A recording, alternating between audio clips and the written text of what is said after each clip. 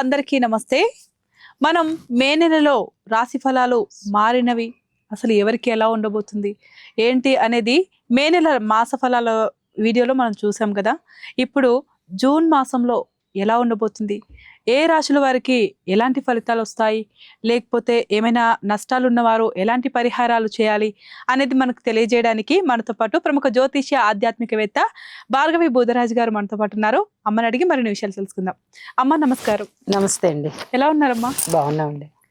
అమ్మ, ఇప్పుడు మనం కిందటి వీడియోలో మే నెల మాస ఫలాల గురించి మాట్లాడుకున్నాం కదా. ఇప్పుడు అలాగే జూన్ మాసం గురించి మాట్లాడుకుందాం.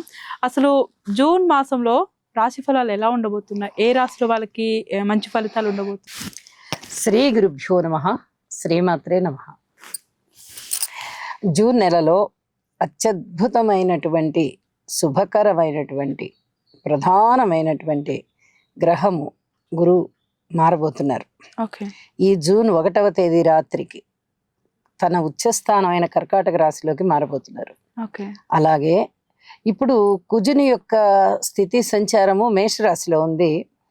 అలాగే రవి బుధుల సంచారము వృషభ రాశిలో ఉంది. గురువుతో పాటు శుక్రాచార్యుల వారు కూడా మనకి మిథున రాశిలోనే ఉన్నారు. ఓకే. అంటే రవి ఒక్కరే వృషభ రాశిలో ఉన్నారు. బుధ గురు శుక్రులు ముగ్గురు కూడా మిథున రాశిలో ఉన్నారు. గురువు వెంటనే మారిపోతున్నారు. ఓకే. జూన్ నెలలోనే ఈ 1వ తేదీన రాత్రి మారిపోతున్నారు. కాబట్టి చాలా చాలా అద్భుతమైన ఫలితాలు. అంటే రవి మారుతున్నారు, కుజుడు మారుతున్నారు, బుధ శుక్రులు మారుతున్నారు, గురువు గారు మారుతున్నారు. 5 గ్రహాలు మారుతున్నాయి. ప్రతి 2.5 రోజుకి చంద్రుడు మారిపోతారు. కాబట్టి చంద్రుడు కూడా మారిపోతున్నారు. నెల అంతం వచ్చేటప్పటికల్లా ఇప్పుడు ఈ వృశ్చిక రాశిలో ఉన్నవారు నెల ఆఖరు వచ్చేటప్పటికి, మాసాంతం వచ్చేటప్పటికి ధనుసు రాశిలోకి వెళ్తున్నారు. అంటే ఏ రాశిలో ఉన్నప్పుడు ఆ రాశిలో ఫలితాలే చంద్రుడు ఇస్తారు. కాబట్టి చంద్రుడి గురించి అంతగా భయపడవలసిన అవసరం లేదు. కానీ మిగతా గ్రహాలు గురించి కొంచెం ఆలోచించాలి. శని గారి యొక్క స్థితి సంచారం ఎప్పుడైతే మీన రాశిలో ఉందో, మరి ఏ రాశుల వాళ్ళకి ఏలినాటి శని ప్రభావం ఉంటుంది అంటే కుంభరాశి వాళ్ళకు ఉంటుంది, అలాగే మీనరాశి వాళ్ళకు ఉంటుంది, మేషరాశి వాళ్ళకు ఉంటుంది. ఈ 3 రాశుల వారికి కూడా కొంచెం ఇబ్బందికరమైన ఫలితాలు ఉండబోతున్నాయి. అలాగే ధనస్సు రాశి వారికి అర్ధాష్టమ శని సంచారం జరుగుతోంది. కాబట్టి కొంచెం ఇబ్బందికర పరిస్థితుల్ని వీరు ఎదుర్కోవాల్సి వస్తుంది. అలాగే సింహరాశి వారికి ఈ శనిగారి సంచారం అష్టమ స్థానంలో ఉంటున్న కారణం చేత వీరు కూడా కొన్ని రకాల శనిగారి దుష్పరిణామాలకి కొంచెం ఇబ్బందులు పడవలసి వస్తుంది. కాబట్టి శనిగారికి తప్పనిసరిగా స్తోత్రపారాయణాలు చేసుకోవాలి, తైలాభిషేకం చేసుకోవాల్సి ఉంటుంది. అలాగే కొన్ని నల్ల నువ్వులు దానం ఇవ్వడము చాలా చాలా మంచిది. హనుమాన్ చాలీసా పారాయణ చేయడము చాలా చాలా మంచిది. ఈ రాసుల వారు ఈ జాగ్రత్తలు అయితే ముందు తప్పనిసరిగా తీసుకోవాలి.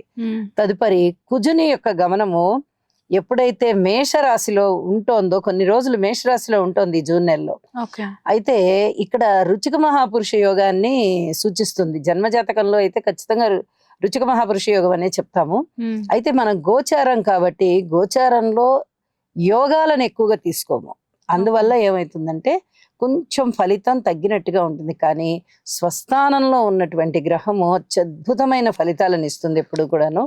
కాబట్టి ఇక్కడ స్వస్థానంలో ఉన్న మేషరాశికి, మేషరాశి వారికి చాలా చాలా మంచి శుభ పరిణామాలు ఉంటాయి. మేషరాశి వారికి చాలా బాగుంటుంది అని చెప్పాలి. అలాగే రవి యొక్క గమనము వృషభ రాశిలోకి ఉండి కొంచెం ఈ నెల మధ్యలోకి వెళ్ళేటప్పటికి 15వ తేదీ లేదా 16వ తేదీ ఆ 2 రోజుల్లోనూ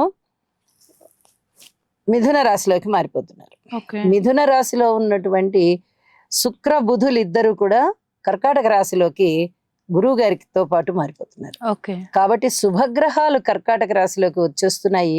ఇది చాలా అద్భుతమైన సంచారం అవుతూ ఉండగా మిథున రాశిలో రవి గారి సంచారం కానీ, వృషభ రాశిలోకి కుజుని సంచారం కానీ, కర్కాటక రాశిలోకి గురు చంద్ర బుధుల సంచారం కానీ, ఇవన్నీ కూడా చాలా మంచి ఫలితాలనే సూచిస్తూ ఉన్నాయి అని చెప్పి తెలియచెప్పడం జరుగుతోంది. అలాగే మాస ప్రారంభంలో ఉన్నటువంటి వృశ్చిక రాశిలో చంద్రుడు నీచిపడి ఉంటారు. అయినప్పటికీ కూడా శుభ ఫలితాలే ఇస్తారు. ఆయన చాలా రాసుల వారికి.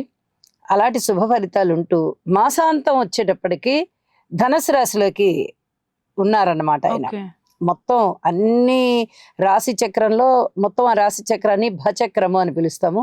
ఈ భచక్రానికి మొత్తం తిరిగి తిరిగి మళ్ళీ 28 రోజుల కాలం అయ్యేటప్పటికి ఆయన ఎక్కడ ఉన్న రాశి దగ్గరికి మళ్ళీ అక్కడికి వచ్చే అవకాశం ఉంది. ఓకే. కానీ ఒక 2 రోజుల గమనం ఉంటుంది కాబట్టి ఆయనది ఒక్కొక్క ఆ, రాశి నుంచి మారాలంటే ధనస్సు రాశిలోకి వచ్చేస్తారు. ధనస్సు రాశిలో చాలా అద్భుతమైన ఫలితాలను ఇస్తారండి. అమ్మ, మే నెలతో పోలిస్తే జూన్ నెలలో ఏమైనా మార్పులు వచ్చే ఛాన్స్ ఉందంటారు? చాలా ఉన్నాయి. గ్రహస్థితులు అన్నీ మారాయి దాదాపుగా. ఇప్పుడు మే నెలాఖరులోనే మనకి ఈ గురు శుక్రులు మారి ఉన్నారు. జూన్ నెలలో 100% శుక్రాచార్యుల వారు మారిపోయారు, బుధుడు మారిపోయారు, గురువు మారిపోయారు, రవి మారారు, కుజుడు మారుతున్నారు. మరి ఇన్ని రకాలుగా మారుతూ ఉన్నప్పుడు గ్రహాలు చాలా చాలా ఫలితాలు మారిపోతాయండి. ఒక్క చంద్రుడు మారుతూ ఉంటేనే కొంచెం ఫలితాలు మారుతాయి. అలాంటిది రవి, కుజ, బుధ, శుక్ర, గురు ఇంకా 5 గ్రహాలు మారుతున్నాయంటే చాలా పెద్ద పెద్ద మార్పులు ఉంటాయి. ఓకే అమ్మ, మరి ఇప్పుడు ఏ రాశి వాళ్ళకైనా డబ్బు విషయంలో కానీ ఉద్యోగం విషయంలోకైనా ఏదైనా మార్పులు వచ్చే ఛాన్స్ ఉందంటారు? మార్పులు వచ్చే ఛాన్సులు అంటే కర్కాటక రాశి వారికి చాలా చాలా బాగుంటుంది, అద్భుతంగా ఉంటుంది. కర్కాటక రాశికి రాశిలోకే గురువు ఉచ్చ స్థానం పొంది ఉన్నారు కాబట్టి అద్భుతమైన మార్పులు ఉంటాయి.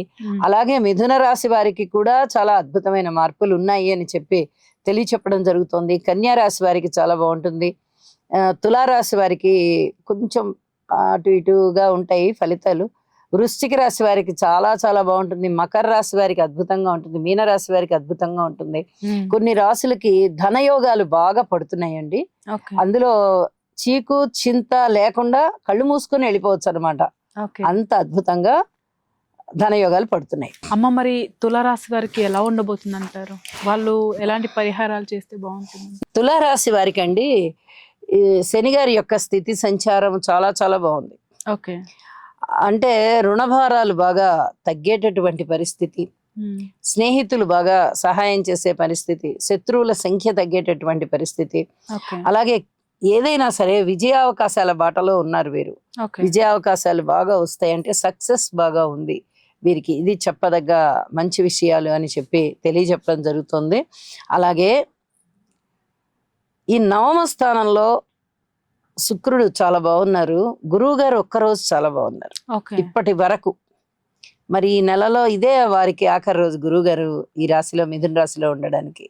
మళ్ళీ 12 సంవత్సరాలకు కానీ మిథున రాశిలోకి రారు. కాబట్టి ఈ సంవత్సరం ఇంకా ఇదే ఆఖరి రోజుగా ఇంకేదన్నా ఇవ్వవలసి ఉన్నది అంటే ఇచ్చేసి వెళ్ళిపోతారండి. ఇచ్చేసి వెళ్ళిపోతారు. చాలా ఈ ధైర్య సాహసాలతో ఉండాలి వీరు. ఎందుకంటే ఒక్కరోజు ఫలితము చాలా గొప్పగా ఉంటుందా అంటే అంత గొప్పగా ఉండదు. ఎందుకంటే ఇప్పటికి వెనక నుంచి చూసుకుంటే చాలా నెలల నుంచి ఉన్నారు కాబట్టి ఇంకా ఈ ఒక్క రోజులో ఆయన ఏమి పెద్దగా ఏమి చేయరు.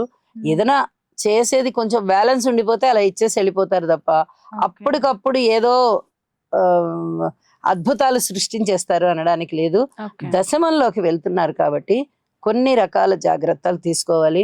పెద్దల నుంచి అవమానాలు పడేటటువంటి పరిస్థితి కనిపిస్తోంది. అలాగే ఉద్యోగ జీవితంలో కూడా కొంచెం అవమానాలు అపనిందలు ఉండేటటువంటి పరిస్థితి కనిపిస్తోంది. మాతృవర్గ రీత్యా కొంచెం జాగ్రత్తలు కూడా పాటిస్తూ వెళ్ళాలి వీరు. కుటుంబ జీవితం అయితే బాగుంటుంది కానీ మిగతా వ్యవహారాలన్నిటికీ కూడా గురుబలం తక్కువగా ఉన్న కారణం చేత శుభకార్యాలు అంత తొందరగా కుదరట్లేదండి. చాలా ఇబ్బంది పడుతున్నాం. అలాంటి మాటలు ఇప్పుడు వినాల్సి వస్తుంది అన్నమాట. అలాంటి పరిస్థితి. ఎలాంటి పరిహారాలు చేస్తే వీళ్ళకి కొంచెం కలిసి వస్తుంది అంటారు? వీరు ఇప్పటి వరకు నవమంలో ఉన్నటువంటి గురువు గారి ద్వారా చాలా అద్భుతమైన ఫలితాలు పొంది ఉన్నారు. ఇప్పుడు ఆ కృతజ్ఞత ఇప్పుడు తెలియజేయాలన్నమాట. తెలియజేయడానికి యోగా చేయడము, గురుగ్రహ స్తోత్రాలు చేయడము, ఇవి చేసి సంతానం పట్ల చాలా జాగ్రత్తలు కలిగి ఉండడము, దుర్గా అమ్మవారి యొక్క స్తోత్ర పారాయణాలు చేసుకోవడము. అలాగే కేతు యొక్క సంచారం చాలా బాగుంది కాబట్టి కొంచెం లాభాల బాటలో ఉంటారు వీళ్ళు. ఆ వచ్చేటటువంటి ఆ లాభమా ఆదాయమా ఏదైనా గాని వాటిని జాగ్రత్త చేసుకుంటూ వెళ్ళాలి. లేకపోయినట్టయితే చాలా వరకు ఇబ్బందులు మళ్ళీ కనిపిస్తూ ఉంటాయి. అంటే ధన వ్యయం ఎక్కువగా అవడం కానీ ఇలాంటివి ఉండడానికి అవకాశం ఉంది. వీరికి స్థానచలనం ఉండేటటువంటి అవకాశం కనిపిస్తోంది. కాబట్టి హనుమాన్ చాలీసా పారాయణ చేసుకోవడము, అలాగే శని గారికి ఒక్కసారి తైలాభిషేకం చేసుకోవడము, యోగా చేసుకోవడము, గురుగ్రహ స్తోత్రాలు పారాయణ చేసుకోవడము, ఇలాంటివి చేస్తున్నట్టయితే చాలా వరకు మనసు ప్రశాంతంగా ఉంటుంది.